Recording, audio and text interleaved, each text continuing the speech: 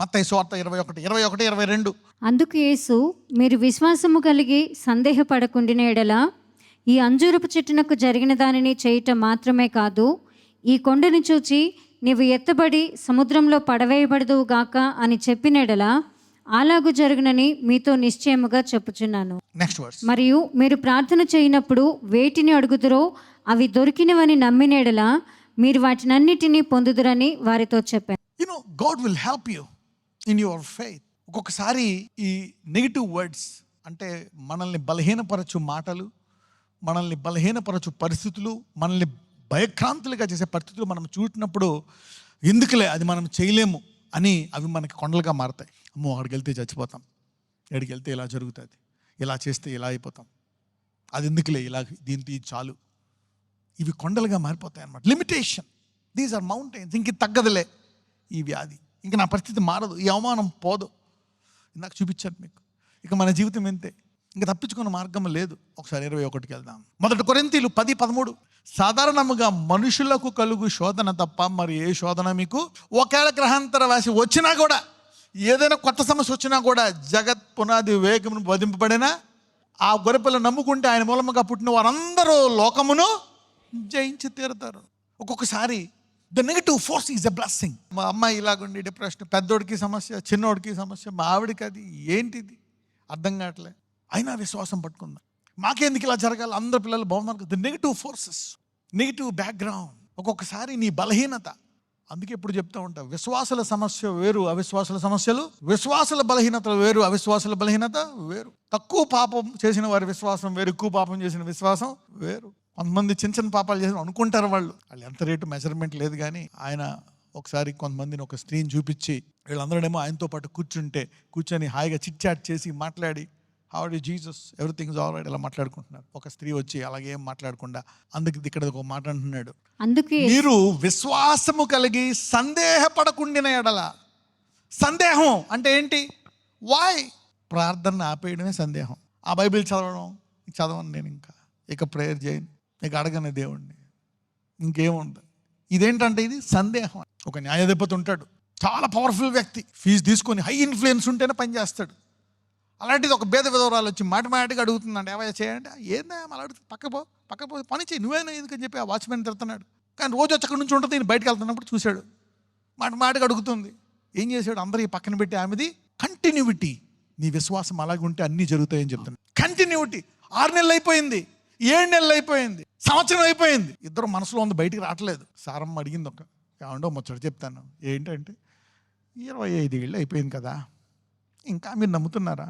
నాకు కూడా అలాగే ఉంది అని మనోడు బయటపడిపోయాడు. ఇద్దరు కలిపి ఏం చేశారు, పొరపాటు చేశారు. డిలైట్. 10 ఏళ్ళు అయిపోయిందండి, రావట్లేదు. 15 ఏళ్ళు అయిపోయింది, ఇంకేంటి?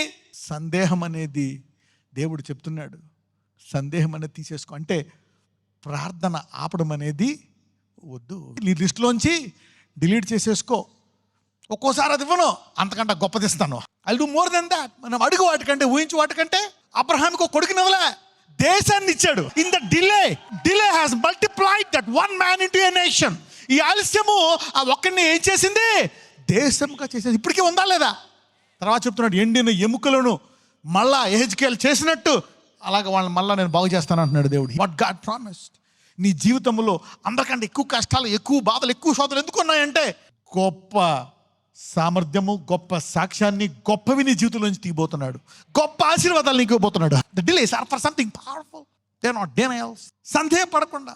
ఎంతమంది కొన్ని చేసి ప్రార్థనలు ఆపేశారు.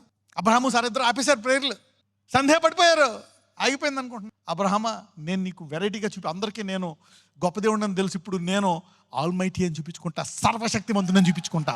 You have many problems, he is going to reveal in you as a more mighty God. ఎక్కువ సమస్యల ఇంకా గొప్ప దేవుడు అని నీలో నిరూపించుకుంటాడంట. అందరికంటే ఎక్కువ సమస్యల, అందరికంటే గొప్పగా నీకు సాక్ష్యం ఇవ్వబోతున్నాడంట. సందేహపడకూడదు అంటున్నాడు. నాకు తెలిసి ఈ రోజు తర్వాత చాలా మంది మీరు ఆపేసిన ప్రార్థనలో ఎడతెగక ప్రార్థించదు కాక, don't stop them by time. Let not your time stop your faith. పక్కన చెప్పండి, ఆలస్యం నీ విశ్వాసాన్ని ఆపకూడదనండి. విశ్వాసమే ఆలస్యం ఆపాలా. Let not your faith stop the time. Let not time stop your faith. సమయం గొప్పదా, విశ్వాసం గొప్పదా? ఒకసారి సమయం తీసేస్తాడు దేవుడు. ఒక టైం వస్తుంది, ఒక దూత చెప్తుంది సమయం తీసేయండి అంటే దేవుడు టైం తీసేస్తాడు. అప్పుడు అప్పటికి వాచ్లు కూడా ఉండవు. There'll be no time. Time ఎందుకు పెట్టాడు తెలుసా దేవుడు? ట్రైనింగ్ కొరకు. ఒకసారి ఒక వాక్యం చెప్పాను, పరలోకంలో ప్రొఫెసీ ఉంటుందా? ఎందుకు ఉండదు? టైం ఉండదు. ప్రొఫెసీ దేనికి కనెక్ట్ అయి ఉంటుంది? టైంకి. ఇంకా అక్కడ బాధ ఉండదు, కష్టం ఉండదు, కన్నీరు ఉండదు, ప్రొఫెసీ ఉండదు, అద్భుతం ఉండదు. హ్యాపీ ఆయనలాగా ఉంటావు నువ్వు. దేవుడికి అద్భుతం కావాలా? ఏసైకి అద్భుతం కావాలా? ఇంక ఏసై ఎలా తయారైన తర్వాత పరలోకంలో నీకు అద్భుతం ఏంటి? You getting me now? ఎవరికైనా అర్థమవుతుందా? ఆ స్వరూపంలోకి మార్చడానికి పిలువబడ్డాం కాబట్టి ఈ మధ్యలో దేవుడు కొంచెం క్లీన్ చేస్తాడు. అసలైన స్వరూపం కోసం ఇవన్నీ పట్టుకుంటావే, దేవుడు సిమ్ని కాస్త హై పెడతాడు, కొంచెం ఎక్కువ మాడిద్ది, ఆ తర్వాత నువ్వు సెట్ అయిపోతావు, మళ్ళీ నార్మల్ సిచ్యువేషన్కి వచ్చేస్తావు. గాడ్, ఎందుకంటే పెద్ద గురి పెద్దది, అవునా కదా? చిన్న గురి చిన్నదే. He has confirmed to your image. ఈ నిరీక్షణ కలిగిన వారే నేను జయించాలని కోరుకుంటారంట. You want to overcome. So ఒక్కొక్కసారి సందేహపడి అది కొండగా మారిపోద్దంట, ఇంక జరగదు, ఇది పోదు అని. అయితే దేవుడు మళ్ళా ఈరోజు ప్రార్థన ఆరంభించి, ఇది బాగా పెద్దదైపోయింది బ్రదరు, మధ్యలో ప్రార్థించి 10 ఏళ్ళు అయిపోయింది, ఎప్పుడో ప్రార్థించాను, 10 ఏళ్ళు ప్రార్థించాను, 10 ఏళ్ళు 20 ఏళ్ళు అయిపోయింది. మళ్ళా దేవుడు అంటాడు, ఓ కొండ ఏహంగా ఇక్కడ కాదు, కనబడకుండా సముద్రంలో పో అని ప్రార్థన మొదలుపెట్టి అంటున్నాడు దేవుడు. చాలా మంది జీవితాల్లో కొండలు ఈరోజు మాయమైపోతాయి. God is going to disappear some of the mountains. When you continue your prayer, it is very powerful. A continuing prayer is more powerful than any mountain. ఆపకుండా చేసేటువంటి ప్రార్థన అన్నిటికంటే శక్తివంతమైంది. Men ought to pray. బైబిల్లో ఒక మాట ఉంటుంది, there is a description of men. తల్లులకి చెప్తున్నాను, పురుషులకి చెప్తున్నాను. You will see the vision come to pass. You will see the problem overtaken. You will see that miracle. The good Lord అనేక గర్భాలు తెరుస్తున్నాడు.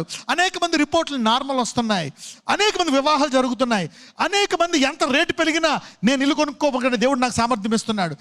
నాకేమీ లేదు కానీ ఆయన యందు సమస్తము చేయగలననే విశ్వాసం అనేకులకి ఇస్తున్నాడు. నువ్వు ప్రార్థనా పరుడువా?